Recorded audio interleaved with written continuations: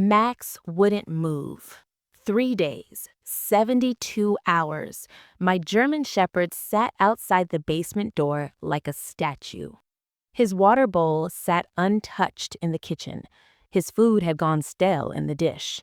He just sat there, ears forward, eyes locked on that door. I'd never seen anything like it. And the sounds. God, the sounds he made. Low whines that vibrated in his chest. Occasionally a soft bark. Then back to silence. Watching. Waiting. Something was wrong.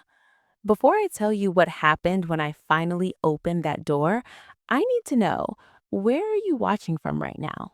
What city? What state? Drop it in the comments because this story takes place in Lansing, Michigan. But what happened here could happen anywhere. It could be happening right now, in your neighborhood, on your street, and you might never know until your dog starts acting strange. I'm Claire Thompson, 42 years old. I work from home as a technical writer. My house is a small two-story colonial in a quiet neighborhood off Cedar Street. Nice area, good schools, the kind of place where people know their neighbors. At least, I thought I did. I'd lived here for 6 years, ever since the divorce. The house needed work when I bought it, but it was mine, my fresh start. The basement had always been off. Damp, cold even in summer. I'd gone down there maybe 5 times in 6 years, used it for storage, Christmas decorations, boxes I never unpacked. There was another door down there, a small one, maybe 4 feet high, original to the house, built in 1947. I figured it led to a crawl space. Never bothered to check. Why would I? Max came into my life 3 years ago. A rescue. Someone had found him tied to a fence post in Detroit, half-starved. The shelter said he was about 2 years old. German Shepherd mix. Smart as hell. He'd been the perfect companion. Gentle, loyal, slept at the foot of my bed every night. Until Tuesday morning. I'd been working in my home office upstairs. Around 10 a.m., I came down to make coffee. Max was sitting at the basement door. "You need to go out, buddy?" I walked past him toward the back door. He didn't move. I called his name. Nothing. His eyes stayed fixed on that door. "Max?" I walked over, concerned. "You okay?" His ears twitched. He glanced at me for just a second, then back to the door. I tried to coax him away with treats, his squeaky toy. Nothing worked. By Tuesday evening, I was worried. He hadn't eaten, hadn't moved except to shift his weight. "Max, come on." I tugged gently on his collar. "This isn't healthy." He let out a low whine, then a soft bark. Right at the door, like he was trying to tell me something. I put my ear against the door, listened. Nothing, just the usual basement sounds. The hum of the furnace, water in the pipes. "There's nothing there, boy." I stroked his head. "Come, eat something, please." He wouldn't budge. Wednesday morning, I called my vet. "Dr. Patterson, it's Claire Thompson. I need to ask you something about Max's behavior." I explained the situation, the vigil, the refusal to eat or move. "Has there been any change in the household? New people, construction, loud noises?" "Nothing. Everything's normal." Dogs can sense things we can't. Changes in air pressure, electrical fields. It's possible he's reacting to something in that space. Like what? It could be a gas leak, carbon monoxide. I'd recommend getting it checked out. And if he's not eating by tonight, bring him in. I called the gas company. They sent someone out Wednesday afternoon.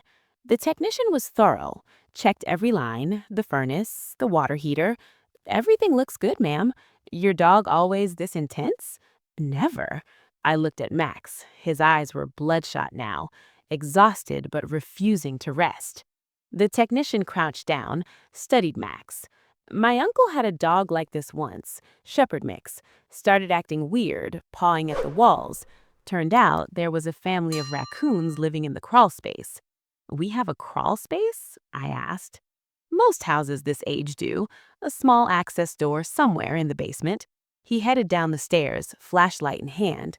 I followed, Max scrambling down behind me, suddenly energized. The basement was dim, concrete floors, exposed beams, boxes stacked against the walls. And there, in the far corner, the small door, maybe 3 feet wide, 4 feet high, original to the house, built in 1947. I figured it led to a crawl space. Never bothered to check. Why would I? Max ran straight to it, sat, stared. There it is, the technician walked over. Probably just some critters making noise. Want me to check? Would you? He reached for the old metal latch. Max exploded into barking, loud, aggressive, protective. I'd never heard him sound like that. Whoa, boy, the technician stepped back. Easy. Max, I grabbed his collar. Max, stop. He wouldn't. He barked and barked, eyes wild, body tense. The technician shook his head. I'm not reaching past him, not with teeth like that. You'll need to secure the dog first. After he left, I stood there in the basement. Max had calmed down, but remained at the door, guarding it. What's in there, buddy? I whispered. What do you hear? He whined, looked at me, looked at the door. And then I heard it. A scratch. Soft, almost imperceptible, coming from behind that door. My blood went cold. Hello? My voice came out shaky. Nothing. I leaned closer, ear nearly touching the door. Silence. Then, another scratch, deliberate, like fingernails on wood. Oh my God. I stumbled backward.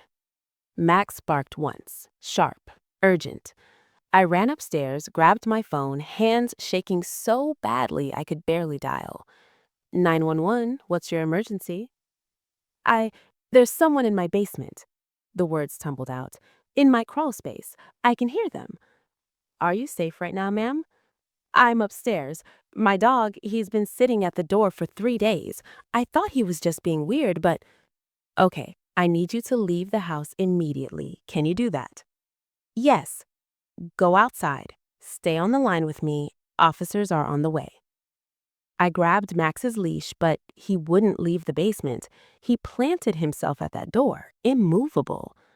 Max, come. I tugged, pleaded. He looked at me, then back at the door. He wasn't leaving. He was standing guard. Ma'am, the dispatcher's voice, are you outside? My dog won't leave. You need to exit now. Leave the dog. Officers are 2 minutes out. I ran to the front porch, stood there, shaking, phone pressed to my ear. 2 minutes felt like 2 hours. A patrol car pulled up, then another. 4 officers total. The first one approached me, a woman in her 30s. Officer Kimball, her nameplate read. Claire Thompson, you called about someone in your basement. Yes, in the crawl space. I heard scratching. My dog's been sitting at the door for 3 days. I thought he was just being weird, but where's the access? Basement, far corner, there's a small door. My dog's still down there. He won't leave. Officer Kimball exchanged looks with her partner. Show us. We entered the house together, all 4 officers, weapons drawn. The sight of their guns made it real. Someone was in my house, had been in my house. For how long? Downstairs, Max was still at his post. He didn't even look at us, all his attention on that door. Good boy, Officer Kimball said softly. You're a very good boy. She approached the door carefully. This is the Lansing Police Department. If anyone is behind this door, you need to identify yourself immediately. Silence. We're armed. We're opening this door. If you're back there, you need to respond now. Nothing. She looked at her partner, nodded. He reached for the latch. Max barked, not aggressive this time, insistent, warning. The latch stuck, painted over too many times. Give me a crowbar, the second officer said. One of the others ran to the car, came back with tools. They worked at the door. The old wood groaned, paint cracked, and then it opened. A smell hit us. Damp earth, something else. Unwashed bodies, waste. Officer Kimball shone her flashlight into the darkness. Oh, Jesus Christ. I tried to see past her. She held up a hand, blocking me. Ma'am, you need to go upstairs. What is it? What's in there? Upstairs, now. But I saw it. Just a glimpse. A face, pale, hollow-cheeked, eyes blinking against the sudden light. A woman. Please, a voice rasped from the darkness, barely human. Please help me. Officer Kimball spoke into her radio. We need EMS, now, and detectives. We've got... Her voice cracked. We've got a captive. Everything after that happened in a blur. More police arrived, paramedics, someone guided me upstairs, sat me on my couch. Max finally left his post. He came to me, put his head in my lap, trembling. You knew, I whispered, stroking his head.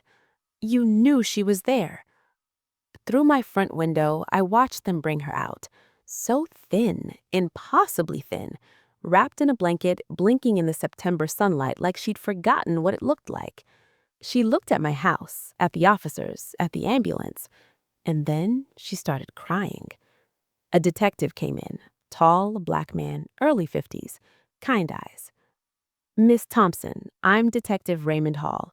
I need to ask you some questions. I didn't know, my voice broke. I swear I didn't know anyone was down there.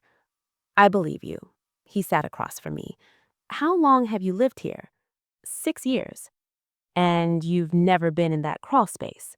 Never. I barely went in the basement just for storage. Why would someone... I couldn't finish.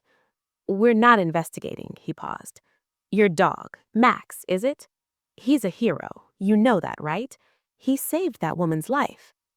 Who is she? We're working on identification. She's severely dehydrated, malnourished. She's been down there a long time. How long? He met my eyes. Based on her condition, months, maybe longer. The room tilted. Months. Someone kept a woman prisoner in my crawl space for months, and I never knew.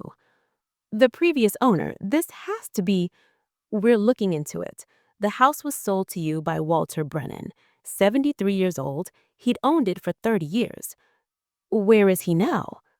Detective Hall's expression darkened. That's what we're trying to find out. The house became a crime scene. Yellow tape across my front door, forensic teams in white suits, cameras flashing in my basement. I sat in a hotel room that night. The department had arranged it. Max sprawled on the floor beside the bed, finally eating from a bowl I'd brought from home. My phone wouldn't stop buzzing. Friends, coworkers, news outlets somehow had my number already. I turned it off. On the TV, muted, I watched footage of my own house on the local news. My address blurred but recognizable. The chyron read, "Woman found captive in Lansing home." Max lifted his head, looked at me. You're a good boy, I said quietly. The best boy. He settled back down, finally able to rest now that his job was done. Friday morning, Detective Hall called. Miss Thompson, are you available to come down to the station? There's someone who wants to meet you. Who? The woman from your basement. Her name is Lauren Mitchell. She's insisting on seeing you. My stomach churned. How is she? Stable, considering. She's still in the hospital, but mentally alert. The doctors cleared her for a brief conversation. What does she want to tell me? She wants to thank you, and your dog. St. Lawrence Hospital, 4th floor. Detective Hall met me in the lobby. She's fragile, he warned as we rode the elevator. We'll keep this short. Lauren Mitchell's room was private. An officer stood outside. She looked different than she had being carried out on that stretcher. Clean, hair washed, but still so painfully thin. Her eyes locked on mine when I entered. You're Claire. Her voice was stronger than I expected. I am. I stood awkwardly at the foot of her bed. I'm so sorry. I didn't know. I know you didn't. She pushed herself up slightly, wincing. That's not your fault. None of this is your fault. How are you feeling? Like I'm still dreaming. Tears filled her eyes. I thought I was going to die down there. I pulled a chair close. Can you tell me what happened, if you're ready? She looked at Detective Hall. He nodded. I met Walter online, a dating site. This was 2 years ago. I'm 44, divorced. My kids are grown. I was lonely. 2 years? She'd been down there for 2 years. He seemed nice, normal. We went on a few dates. He was a retired electrician, widowed. We had things in common. Where did you live? Flint, about an hour from here. I had an apartment there. My kids live in Grand Rapids. Do they know where you are? Fresh tears. I don't know. Walter told me he'd send messages from my phone, saying I was traveling, visiting friends. I don't know if they believed it. I don't know if they even looked for me. Detective Hall cleared his throat. We've contacted them. They're on their way. Lauren's face crumpled. She covered it with her hands, shoulders shaking. I reached out, touched her arm gently. I'm so sorry this happened to you, I whispered. When she could speak again, she continued. The fourth date, he invited me to his house, your house. He said he'd cook dinner. I thought it was sweet. What happened? We were in the living room, having wine. I remember feeling dizzy, thinking maybe I'd had too much. Then, nothing. I woke up in the dark. Her hands twisted the hospital blanket. The crawl space, it was so small, I could barely sit up. There was a sleeping bag, some bottles of water. He'd drilled holes in the wall, for air, I guess, and one bigger hole. That's where he'd pass food through. I felt sick. He kept me alive, just barely, said he'd let me go when I learned to be grateful, when I learned to appreciate what he was giving me. Did he? I couldn't say it. He never touched me, not like that. I think he just wanted company, someone he could control. He'd come down sometimes, talk through the wall, tell me about his day, his dead wife, his loneliness. Why didn't you scream, make noise? I did, at first, for weeks, but the crawl space is deep underground, under the foundation, and he said if anyone heard me, he'd make sure we both died down there. I believed him. When did he leave? 6 months ago. He came down one last time, said he was going on a trip. He left extra water, some protein bars, said he'd be back in 2 weeks. He never came back. No. Her voice dropped to a whisper. I thought about dying every day. I was so weak. The water ran out after 3 months. There was condensation on the walls. I licked it, survived on that. Lauren?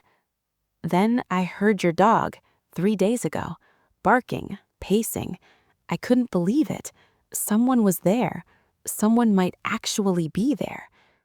You scratched on the door. With everything I had left, I thought maybe someone would hear me. And your dog, he did. He heard me when you couldn't.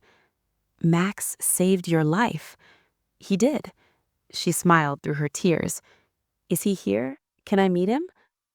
I looked at Detective Hall. Would that be okay? I'll see what I can arrange. Lauren reached for my hand, gripped it with surprising strength. Thank you for listening to him. Thank you for opening that door. Walter Brennan had vanished. Detective Hall came to my hotel room 2 days later. I'd been allowed back into my house. The basement was still taped off, but I couldn't stay there. Not yet. We've tracked Walter's movements as far as Columbus, Ohio, he said. He withdrew cash from an ATM there 6 months ago. Nothing since. You think he's dead? Or using cash only, staying off the grid? He sat heavily in the chair. "We've issued a nationwide alert. His photos everywhere. Someone will spot him." "What about Lauren? Is she still in the hospital?" "Released yesterday. She's staying with her daughter in Grand Rapids.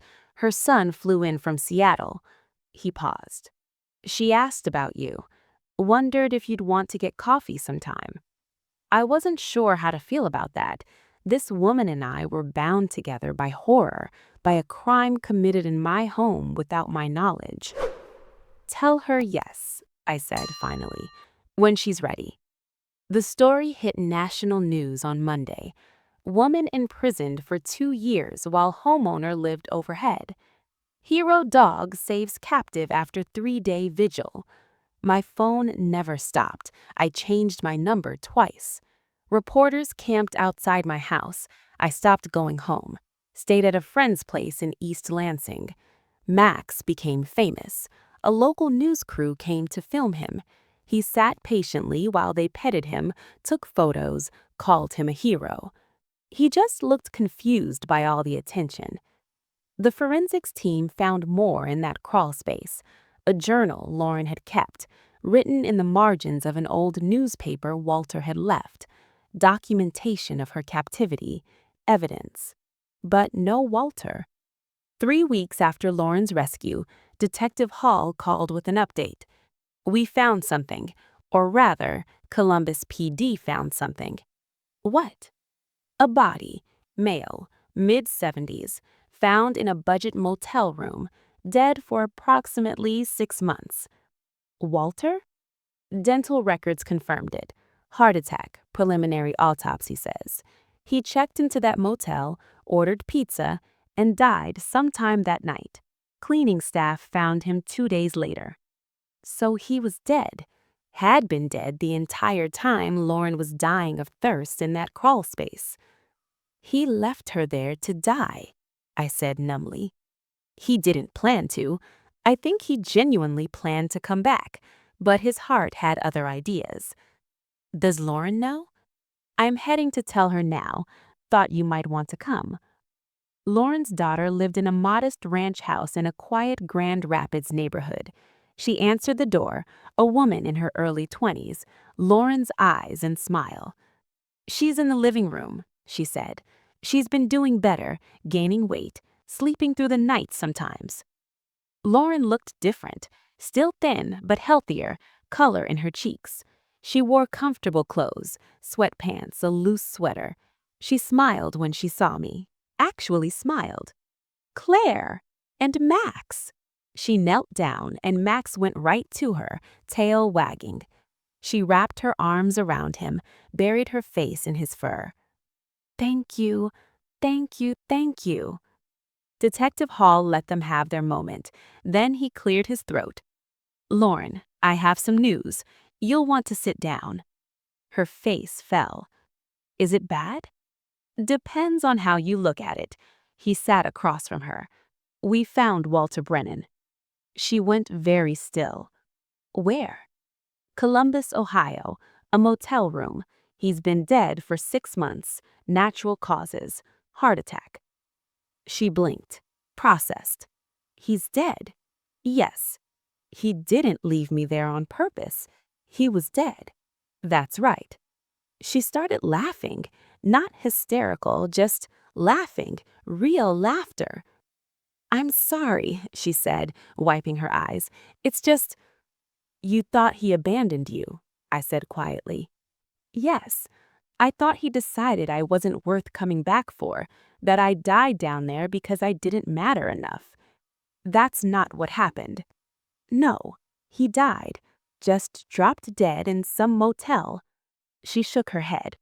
"I spent 6 months thinking he left me to die, but he just died." "Does that help, knowing that?" Detective Hall asked gently. "I don't know. Maybe." She looked at Max, still sitting at her feet. "It doesn't change what he did, the 2 years before that, but yeah, maybe it helps a little." Her daughter brought tea. We sat together, this strange group bound by trauma. "What happens now? With your house, I mean." "I'm selling it. I can't live there, not after. I understand. But I wanted to ask you something. The realtor says I should fix up the basement, cover it all up before listing, but that feels wrong, like erasing what happened to you. Lauren thought about this. What would you do instead? I thought maybe we could create something, a memorial or foundation, use the story to help other missing persons cases, raise awareness. I'd like that, she smiled. Something good from something terrible. The Lauren Mitchell Foundation, Detective Hall suggested. No, Lauren shook her head. The Max Foundation, for hero dogs who save lives. Max's ears perked up at his name. We all laughed. For the first time since this began, laughter felt okay. I sold the house in December. The new owners knew the story. Everyone in Lansing knew the story, but they saw potential where I saw ghosts. They planned to renovate completely, seal the crawl space, turn the basement into a family room, make it a home again. I moved into an apartment closer to downtown, modern, 3rd floor, no basement. Max approved. Lauren and I met for coffee once a week, usually at a place called Constellation Coffee on Michigan Avenue. We'd sit by the window, watch people pass. She was seeing a therapist 3 times a week, working through the trauma. Some days were harder than others. I had a panic attack yesterday, she told me one Tuesday morning. At the grocery store, someone closed a door too hard. I just lost it. What did you do? Breathing exercises. Called my daughter, she came and got me. Lauren stirred her coffee. The therapist says it'll get better, that I'll learn to manage the triggers. Do you believe her? I'm trying to. Max lay at our feet, peaceful. He'd become something of a local celebrity. People recognized him on the street, stopped to pet him, take pictures. He tolerated it with grace. The Max Foundation launched in February, a nonprofit dedicated to training rescue dogs to detect signs of human distress, to trust their instincts, to not give up. Lauren served as president. I handled the administrative side. We worked from a small office donated by a local business owner who'd followed the story.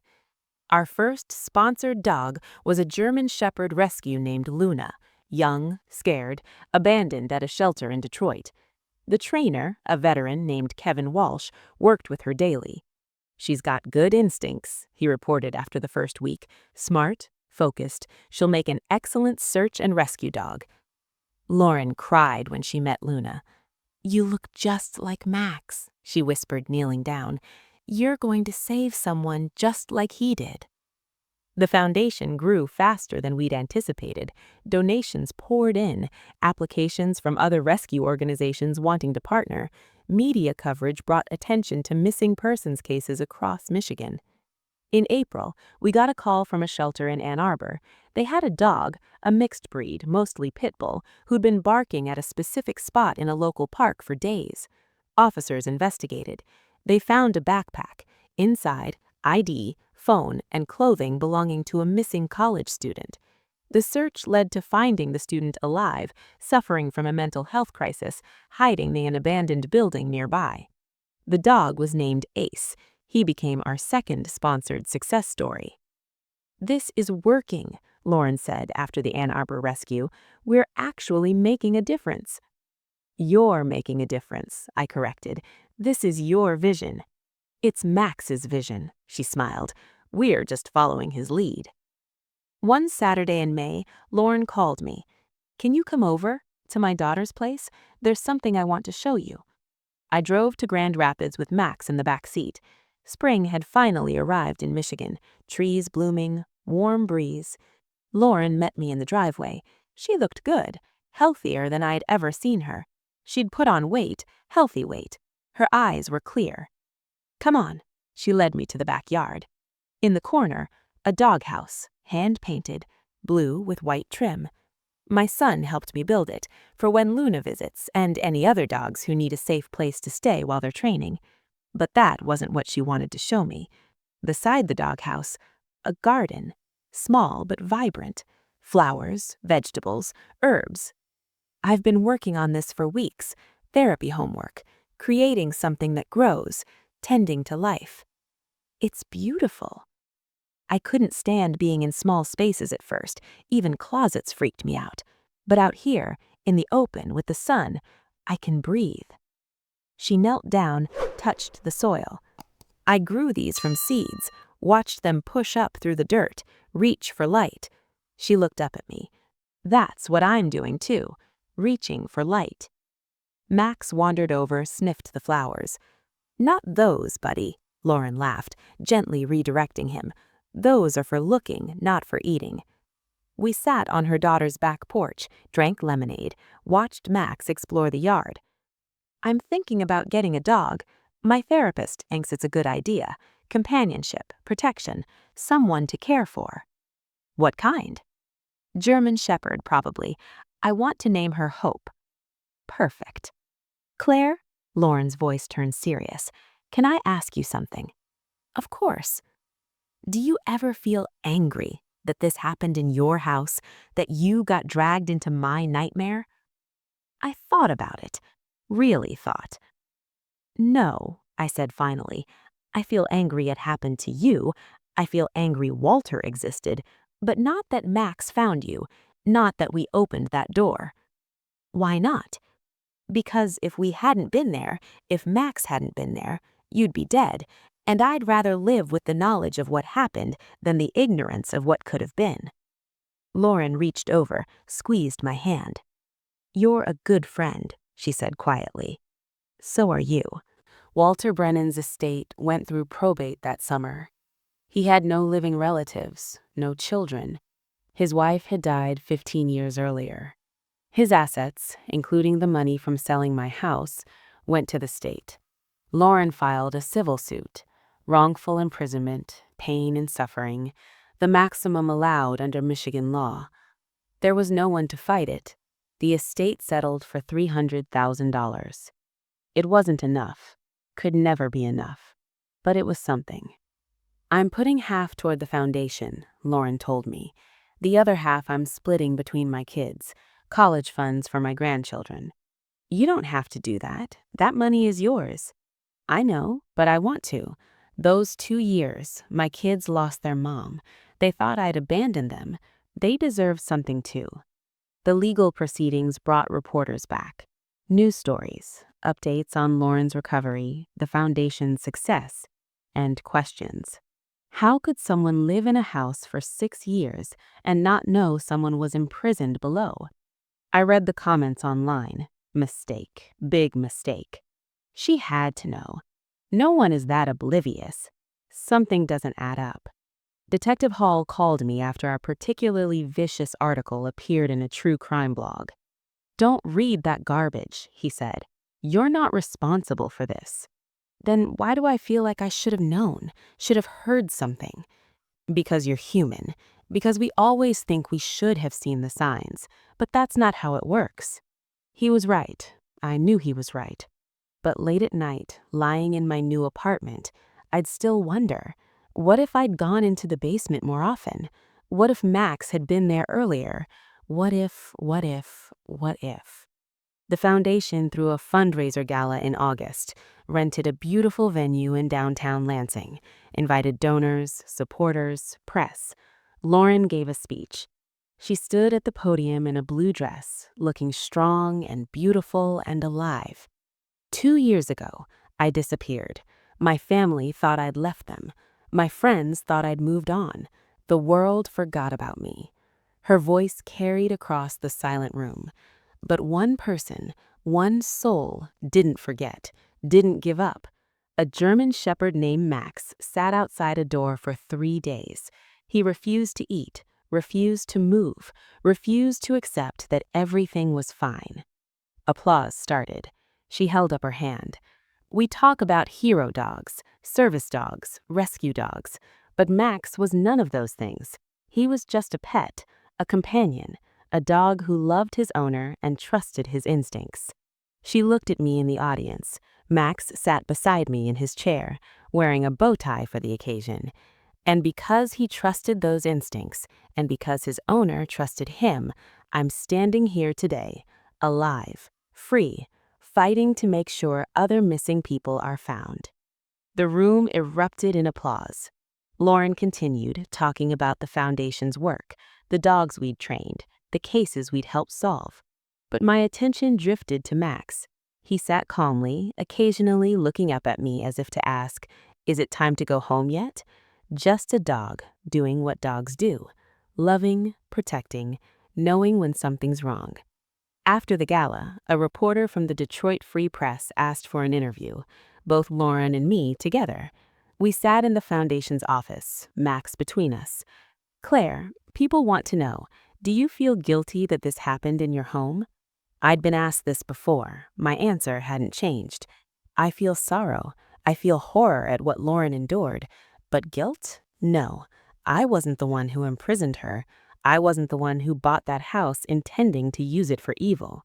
But you lived there for 6 years. The crawl space is underground, beneath the foundation. Walter designed it specifically to be undetectable. He was an electrician. He knew how to hide things. Lauren jumped in.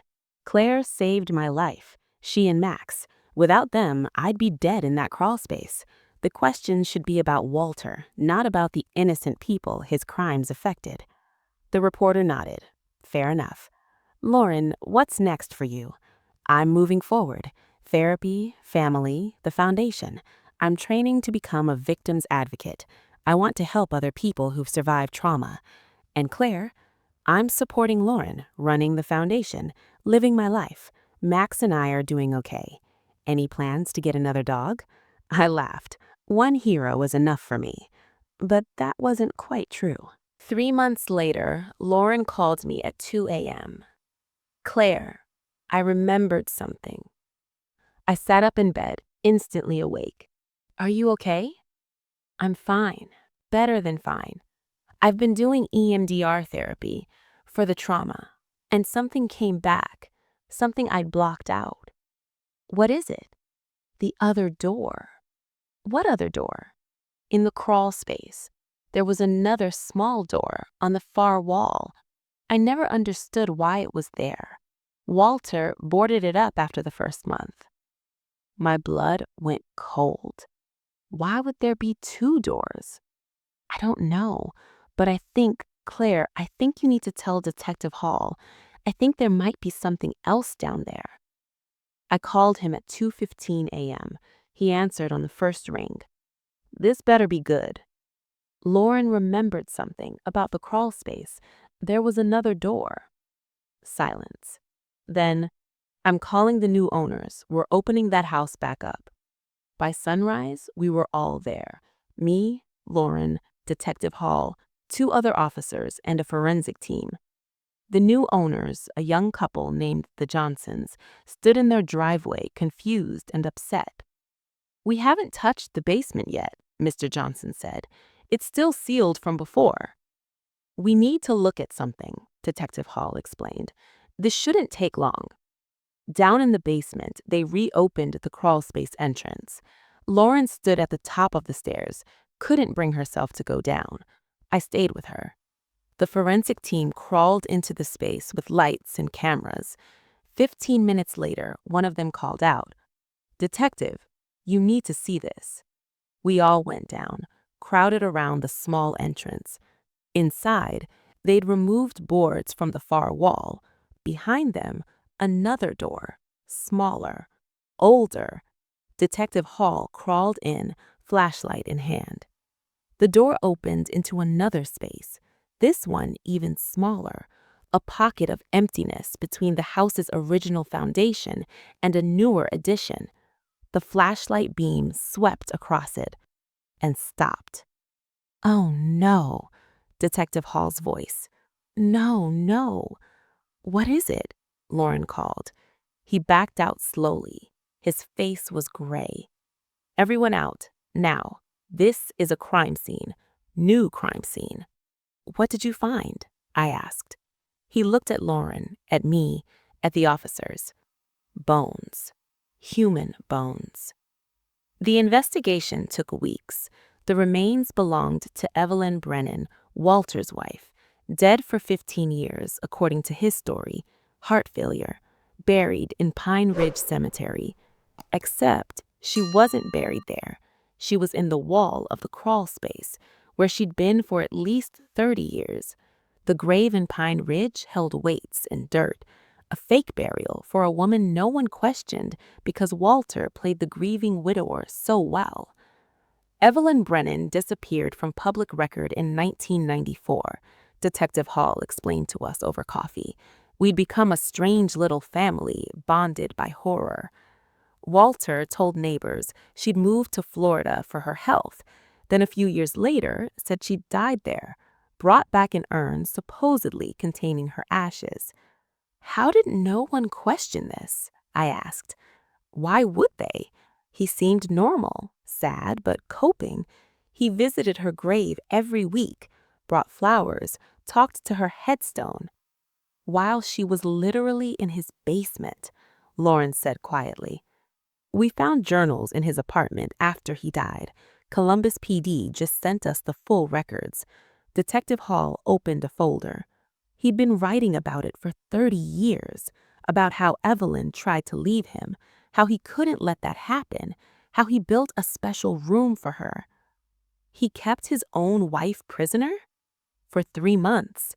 Then she died, heart failure from the stress and conditions. He wrote about it like it was a tragedy that happened to him, not something he caused. Lauren's hands trembled. I wasn't the first. No, you weren't. But you were the one who survived, the one who got out. Because of Max. Detective Hall smiled. Because of Max. The case exploded in the media again. True crime podcasts, documentary crews. Netflix called about a limited series. Lauren and I turned them all down. This isn't entertainment, she said firmly. These are real lives, real trauma, real death. But we did agree to one interview, 60 minutes, because we wanted to control the narrative. The correspondent was respectful, asked hard questions, but listened to the answers. Do you think there are others, Lauren? Other victims of Walter Brennan? Honestly, I don't know. The police found evidence he'd been researching properties, other old houses with basements and crawl spaces, but no evidence of other victims. Does that thought haunt you? Everything about this haunts me, but I'm learning to live with ghosts. When they filmed Max, he was perfect, sat calmly, let them pet him, played with a ball. Just a dog, a regular, beautiful dog who'd done an extraordinary thing. The segment aired in November, 2 years after the rescue. The response was overwhelming. Donations to the foundation tripled. Shelters across the country reported increased adoptions of German Shepherds and Shepherd mixes. Everyone wanted a dog like Max. Lauren got her dog in December, a German Shepherd puppy she named Hope, 8 weeks old, huge paws, boundless energy. She brought Hope to meet Max. They sniffed each other, circled, then settled down together like old friends. Think she'll be a hero too? Lauren asked, watching them play. I think she'll be whatever you need her to be, I said. Year 2 brought unexpected peace.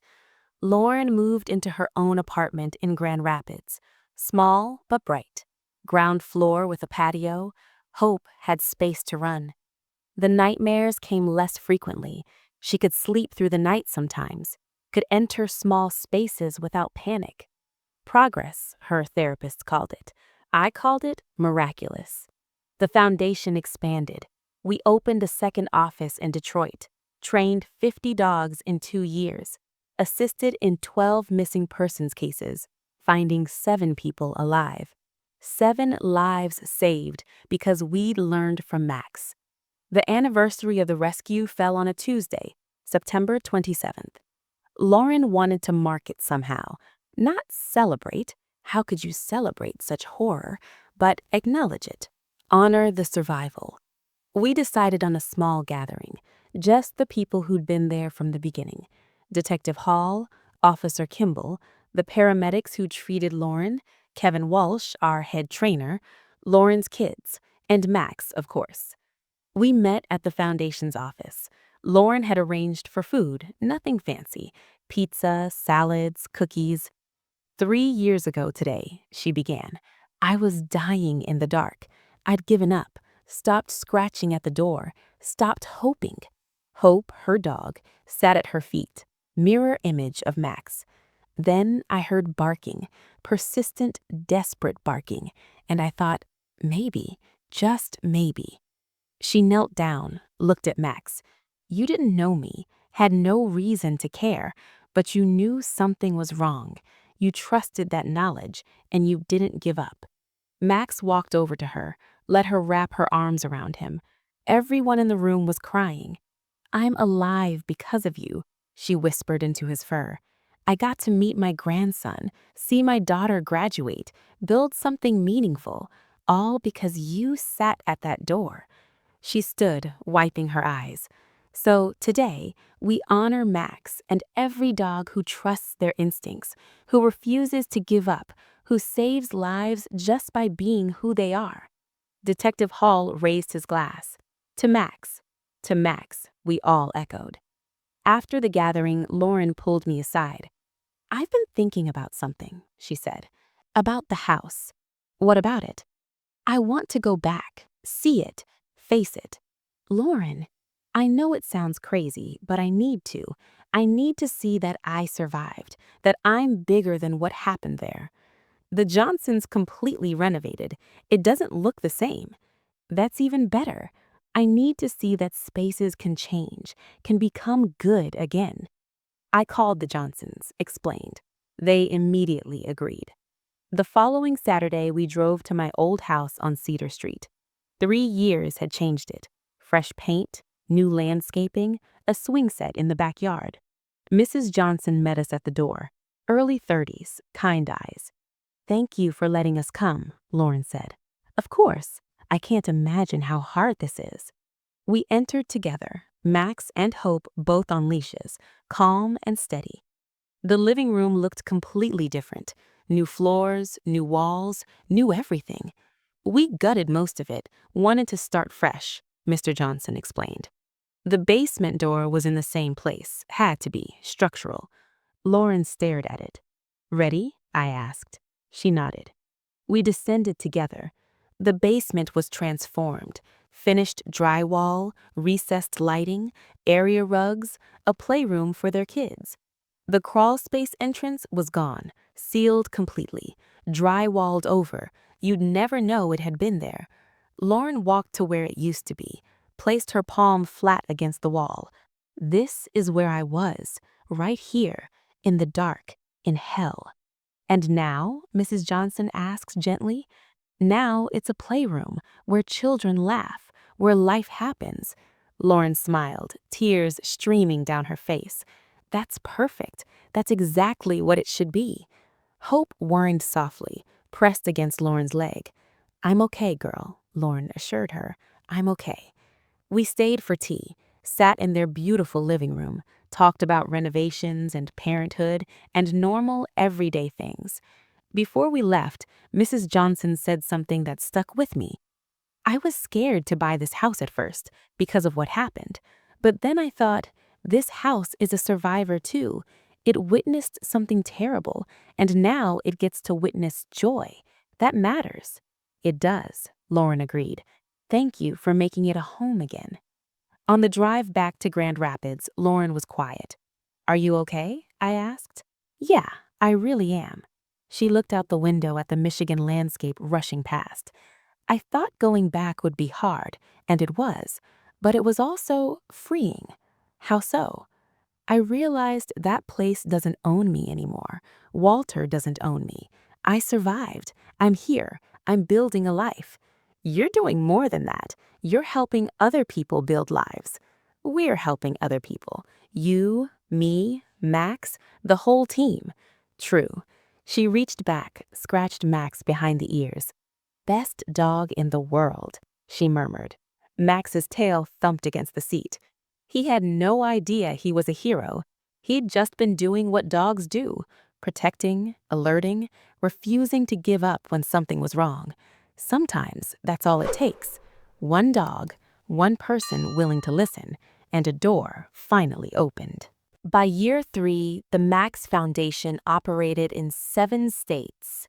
We trained over 200 dogs, assisted in 43 missing persons cases, found 21 people alive.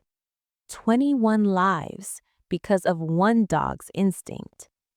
Lauren became a nationally recognized advocate.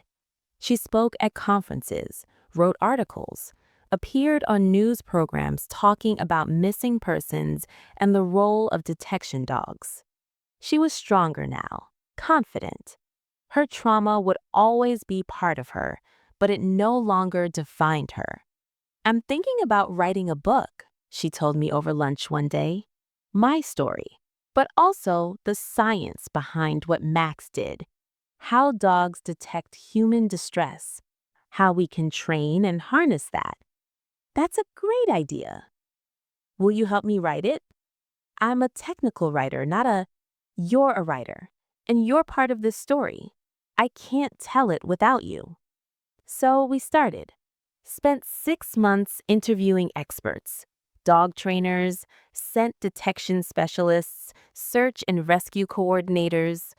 We learned that dogs can detect changes in human respiration patterns through walls, can sense stress hormones in sweat, can hear heartbeats from yards away. Max hadn't been lucky. He'd been doing what German Shepherds were bred to do: detect, alert, protect. All dogs have this capability to some degree, Kevin Walsh explained during an interview, but certain breeds are more attuned. Shepherds, bloodhounds, beagles. They're wired to notice and care when something's wrong. Why do some dogs act on it and others don't? Training, socialization, and honestly, individual personality. Some dogs are more sensitive, more driven to investigate. Max had all of those qualities. The book, titled 3 Days at the Door, published in October of year 3. Lauren dedicated it to Max, who trusted his instincts, and to Claire, who trusted Max. I dedicated my sections to Lauren, who survived, and to every person still waiting to be found.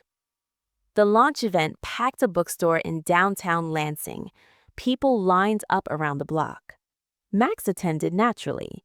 He lay on a special bed near the podium, occasionally lifting his head when his name was mentioned. Hope of Vertu, 3 years old now, fully trained as a therapy dog. She worked with Lauren during victim advocacy sessions. The Q&A portion brought unexpected questions. Do you ever worry that Walter has other victims, people you haven't found? Lauren handled it gracefully. The police investigated thoroughly: his journals, his finances, his movements. They found no evidence of other captives. Was he capable of it? Obviously. Did he do it? We don't believe so. How do you sleep at night knowing you lived above someone's prison? This question was directed at me. I'd prepared for it. I slept not knowing. That's different. When I found out, I couldn't sleep for months. But I've learned that we can only act on what we know. I didn't know. Max did. And when he told me, I listened. That's all any of us can do. What would you say to people who suspect something's wrong but aren't sure? Lauren and I answered together. Trust your instincts. After the event, a woman approached us, late 50s, nervous. My name is Brenda Coleman, she said quietly. My sister disappeared 8 years ago. Angela Coleman. She was living in Kalamazoo. The police think she just left, started a new life. But you don't think so, Lauren said. No, Angela wouldn't do that. She had a daughter, she was engaged, she was happy. Have you filed a missing persons report? Yes, but they stopped actively looking after 6 months, said there was no evidence of foul play. Lauren took her hand. Give me your information. We'll look into it. I can't promise anything, but we have resources, contacts. We can at least review the case. Brenda started crying. Thank you. Thank you for not dismissing her. This happened 3 more times that night. People with missing loved ones, people who'd been told to move on, let go, accept the mystery. We took all their information. The foundation hired a private investigator, a former cop named Morris Jackson, who specialized in cold cases. Of the 4 cases presented that night, he found promising leads in 2.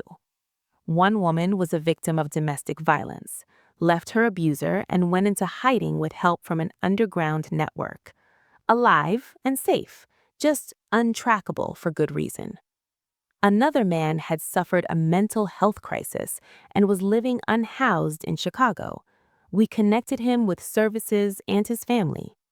No happy endings like Lauren's, but closures, answers. This is what we should be doing, Lauren said after. Not just training dogs, helping families find answers. So we expanded again, added a family services division, offered support groups for families of the missing, funded search efforts. The foundation evolved beyond Max's single heroic act into something larger, a movement. And Max, he was slowing down. 9 years old now, gray around the muzzle, arthritis in his hips. He still came to the office, but spent most of his time sleeping in the sun by the window. Lauren visited him every week, brought Hope to play with him gently. He's earned his rest, she'd say, stroking his graying head. He did his job, saved my life. Now he gets to just be a dog. But Max had never been just a dog. He'd been a miracle. And we'd spent 3 years building a legacy around that miracle, ensuring that other dogs could do what he did: find the lost, save the dying, give the hopeless hope. Max passed away on a cold February morning, peacefully, in his sleep, in the home he'd shared with me for 8 years. I found him in his bed by the window, his favorite spot, sun streaming across his graying fur. He looked peaceful, like he was just sleeping. I sat beside him for an hour, crying, stroking his soft ears, telling him how good he was, how much he'd mattered. Lauren came as soon as I called, brought Hope, who sniffed Max gently and whined softly, understanding in the way dogs do. "I'm so sorry," Lauren whispered, kneeling beside him.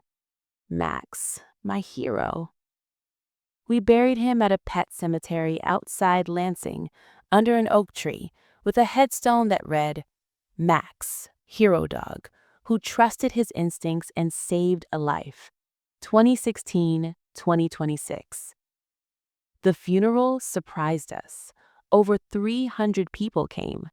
Families of missing persons we'd helped, dogs we'd trained and their handlers, strangers whose lives had been touched by Max's story. They brought flowers, photos, letters. One woman brought a painting she'd done of Max sitting at the basement door. "She represents hope," she explained. "I hung this in my daughter's room. She was missing for 2 years. We found her because your foundation helped us. Max gave us hope when we had none."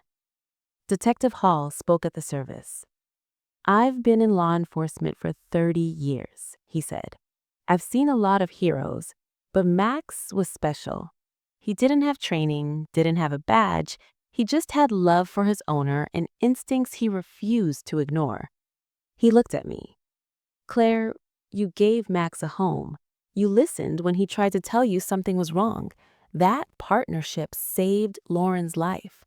On behalf of the Lansing Police Department, thank you. And Max, thank you, partner."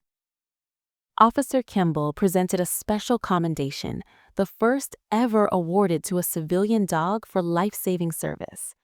I accepted it with shaking hands. Lauren spoke last. "I'm alive because of Max," she said simply. "Every morning I wake up, Every time I hug my children or play with Hope or help another family, that's because of Max." Her voice broke. "He sat at that door for 3 days, hungry, exhausted, but he didn't give up on me.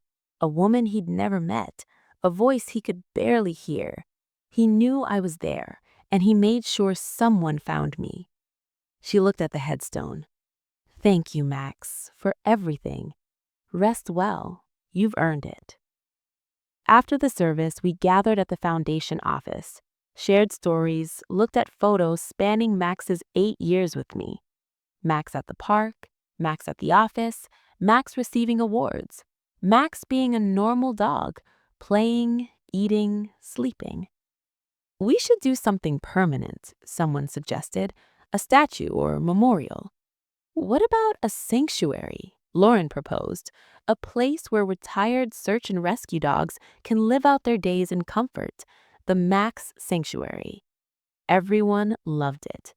Within 6 months, we'd raised enough to purchase 20 acres outside Lansing, built kennels, play areas, walking trails. The Max Sanctuary opened 1 year after his death, home to 15 retired working dogs, German Shepherds, Bloodhounds, Beagles, dogs who'd spent their lives finding the lost. Now they could rest, play, be dogs. Lauren adopted another dog, an older German Shepherd from the sanctuary named Duke, 8 years old, retired from search and rescue, missing part of his left ear from a training accident. "He reminds me of Max," she explained, "not in looks, but in spirit. He's a survivor, like me." Hope and Duke became inseparable. The foundation continued growing. We trained over 500 dogs, assisted in 140 missing persons cases, found 73 people alive. 73 families reunited. 73 people who got to go home, all because one dog trusted his instincts. I'm still running the foundation, still living in Lansing, still working to honor Max's legacy. Sometimes I visit his grave, sit under that oak tree, tell him about our latest success.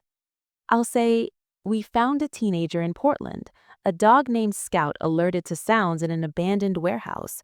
The kid had run away, was hiding there, scared to come home. Scout found him, just like you found Lauren." The wind rustles the leaves. I imagine it's Max, listening. So, where are we now, you and me? You've been with me through this whole journey, from that terrible Tuesday when Max began his vigil to this moment right now. I need to know, what part of this story hit you hardest? The discovery, Max's vigil, Lauren's survival? Drop a comment and tell me. Where are you watching from? Your city, your state? Let's see how far Max's story has traveled.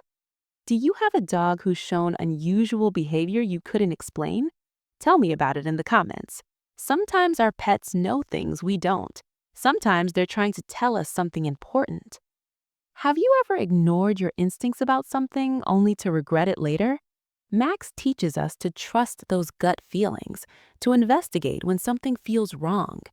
If this story moved you, hit that like button. Subscribe to hear more stories. Share this with someone who loves dogs or who needs to hear about the power of not giving up. Because that's what Max taught us. Don't give up. Trust your instincts. Listen when something tells you something's wrong. You might just save a life. Do you know someone with a missing loved one? Share this video with them. Let them know about the Max Foundation. We're here to help. And if you're someone who survived something terrible, if you're the one who needed rescuing, listen, you're a survivor. Just like Lauren, you made it through. And now you get to decide what comes next. Will you let your trauma define you, or will you build something beautiful from the ashes? Lauren chose to build. She turned her nightmare into a mission, her pain into purpose. You can too. Hit that subscribe button if this story meant something to you. Like this video if Max's story touched your heart.